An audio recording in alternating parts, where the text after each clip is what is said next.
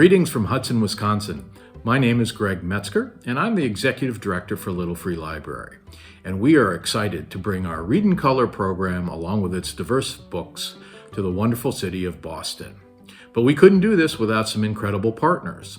I'd like to thank Candlewick Press for their financial support, along with the books that they will be providing for the new Little Free Libraries. And I'd also like to thank our wonderful partner, 826 Boston, to help us find the right locations for these libraries to be placed. They made our job incredibly easy. So everyone, let's get going. Let's read in color, no matter what your age, where you're from, or what your background might be. Thanks.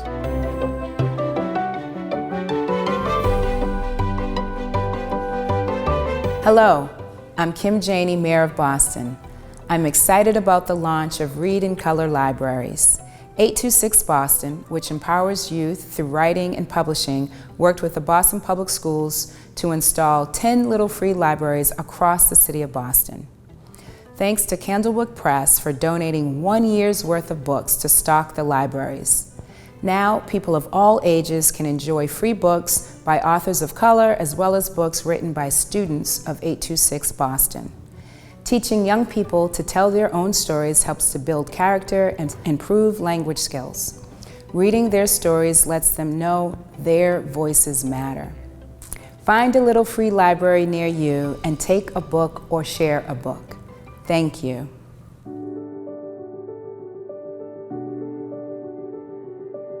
Hi everybody, I'm author Meg Medina, and I'm here today to talk with you about Little Free Libraries and their new initiative, Read in Color. You are probably familiar with Little Free Libraries. I know I am. Those adorable boxy libraries that have shown up in communities all over the country. I love them. I love that anyone can come up and grab a book that appeals to them and have access to a good story right there in their own community, sometimes in their own backyard. When I was a kid, I was a reader. I have to say that. I come from a long line of people who love to tell stories as entertainment. And so it's sort of natural that I would become attracted to stories in books too. But that's not to say that that came completely easily, because there were obstacles. One was that my mom didn't speak very much English and was new to the country. And so she did get me a library card, which was a huge gift. But she didn't often have the time or the comfort level, really, to go into the library and roam the stacks with me and find the books that appealed to me or that maybe were appropriate for what I could read, etc. So that was one obstacle. Another was sort of financial. She did give me a little bit of money every month when those forms, book order forms, came. And all of my classmates were ordering stacks of books. I could order one if it wasn't too expensive. And looking back, I know that my mother had to count every penny, really. And so I so appreciate that she allowed me to have access to books that way. And the other thing she did that was wonderful was that she bought us a World Book Encyclopedia set. It sat in a little short bookcase, and she was so proud of it. But I don't know many kids who love to sit down and read the encyclopedia. There are some, but I didn't love it. It was a great way to learn about science and history and so on, but it was a little dry, if I have to admit it. So those were the ways that I could get books. And I really think that if I had other ways, I would have been an even bigger reader. So if I had had a Little Free Library on my block in Flushing, Queens, or even a few blocks away from me, I think I would have been over the moon. So why Read in Color? Read in Color seeks to put really inclusive titles in those collections to make sure that kids are reading about a wide range of kids. So I think that's massively important. Having kids read stories that center kids from a range of cultures and races and religion really reflects the world that they're living in. I think we live in an inclusive world. It's a very at times complicated. At times, people struggle to understand each other. And this can really help kids walk in someone else's shoes, appreciate a point of view that maybe they hadn't considered before, or maybe understand someone who they don't have in their community at all. It's an important skill to be able to open your heart and your mind to all the people that make our country. And I think that's the biggest gift of reading in color. So I hope that you will follow along and learn more about this.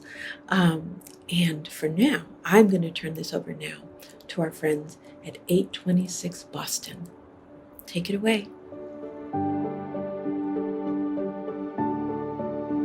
Hi, my name is Justice Porter, and I'm 826 Boston Youth Literary Advisory Board member. I'm excited about the Read in Color with Little Free Library because it offers an opportunity for people to see more diversity in books, which I think is important.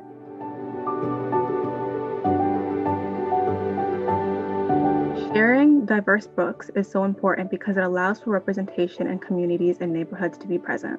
In my opinion, the impact that a program like Little Free Library Reads in Colors program could have in a community could be as simple as allowing communities to have access to diverse reading material, and as complex as inspiring somebody else to achieve their goals in writing. It meant more than the world to me to have access to books when I could. A lot of the books that I had at home, I had already read a lot.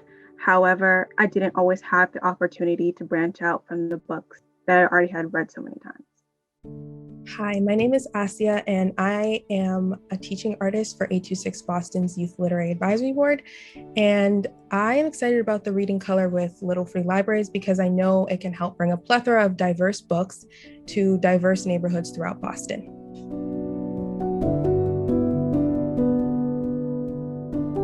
Honestly, it meant everything to me. Books were like my main source of entertainment growing up. I didn't watch a lot of TV.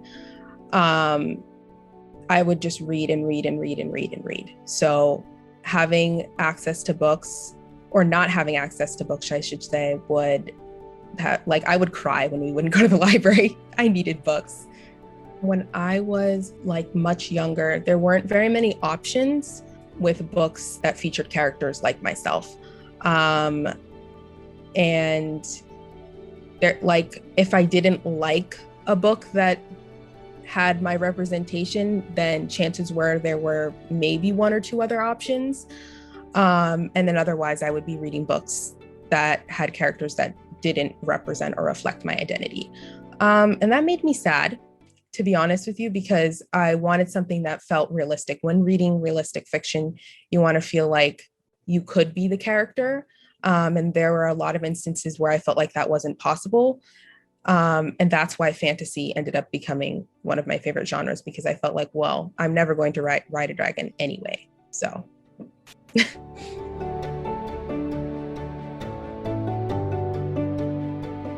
I think, honestly, I'm honored that our book is going to be there, because I feel like I said earlier, that we're bringing diverse books to diverse neighborhoods, and this is our local city, and the authors are all from the city of Boston. And just knowing that more people will have access to our book for free means a lot, because we want people to be able to see the impact that we're having, and we want people to be able to see that people like themselves can be published and celebrated for all the reasons that they are different. Hello guys, hi. My name is Kaylani. I'm a part of the Youth Literary Advisory Board at 826 Boston. A lot of people, especially today, don't have access to books. With the pandemic, I think, actually going to a physical library and reading a physical book is there's no experience there's no experience like it. I love going to libraries to read, and sometimes I always wish that I could keep the books, I wish the books were mine, because I'm so attached to it. And now with free books, program is offering, people can take ownership in owning their own book, and it's for free at no cost. I think that's amazing. The representation that I saw in books did not represent me in any way, did not represent my community, did not represent my world. It was a fantasy. Kids, a backyard, a dog, a pet fish or something, both parents present in the homes and all that, a perfect world. So yeah, that didn't really resonate with me, because we're not living in a perfect world. Today I will be presenting a little snippet of my piece, Who Are You? Today, as I pass by Ideal Sub Shop for those delicious fish-filled pastels and hearty cachupa, every visit is exciting. This has changed me because this makes me appreciate my culture even more, which could have easily disappeared in the midst of colonization. Now I'm glad to see that Cape Verde has since evolved and left its pain of the past behind by celebrating its African descent and roots that were once banned obsolete during colonization. My mother came to the States in 1996, followed by my father in 1998. I always wondered what it was like to emigrate from one place to another. It's out of the norm. New language, setting, and friends. But I adore my parents and willingness and determination despite the obstacles they faced. Grateful. This is what has shaped me. This is me.